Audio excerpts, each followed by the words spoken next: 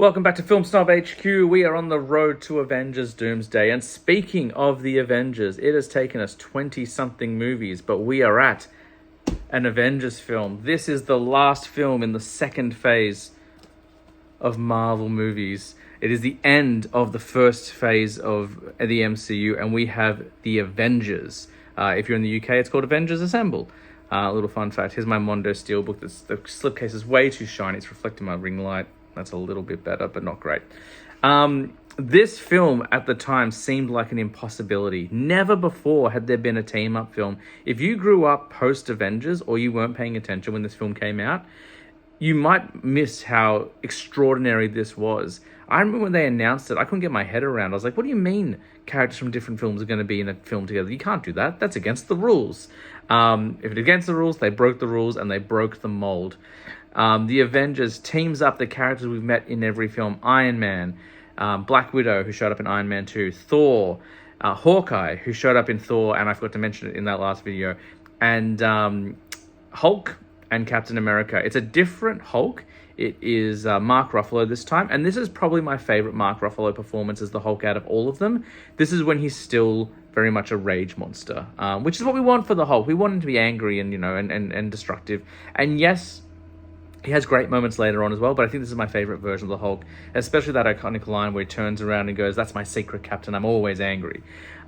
So in this flick, if you're not aware of it, Loki from Thor has come out of the other side of space. He's met with the leader of the Chitauri. We don't know who the secret man in the chair is yet, but he has given Loki the Mind Stone in this staff that he's carrying here, and he is going to conquer Earth and then deliver the planet and the power sources to this mystery figure in the chair.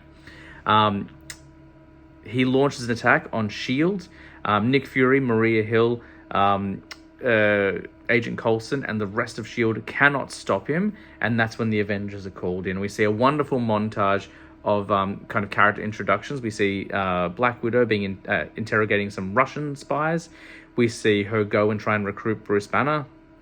We see Iron Man. We see Cap beating up a boxing bag. All sorts of stuff.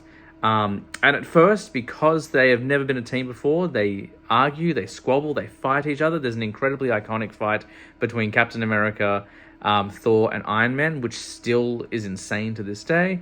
And then we have the main event, which is the Battle of New York, and it's just glorious. It's so important, it's so significant to this universe that it is referred to again and again and again throughout all the phases.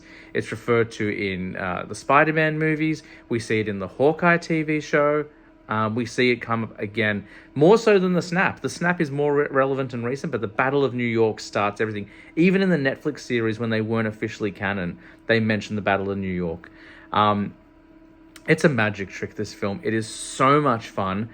I'm going to say something controversial. Yes, it's fun. Yes, it's brilliant. I think it's the weakest of the Avengers films. I think every time an Avengers film comes out, they improve on the previous one. And I know people are going to roll their eyes at me because Age of Ultron is next.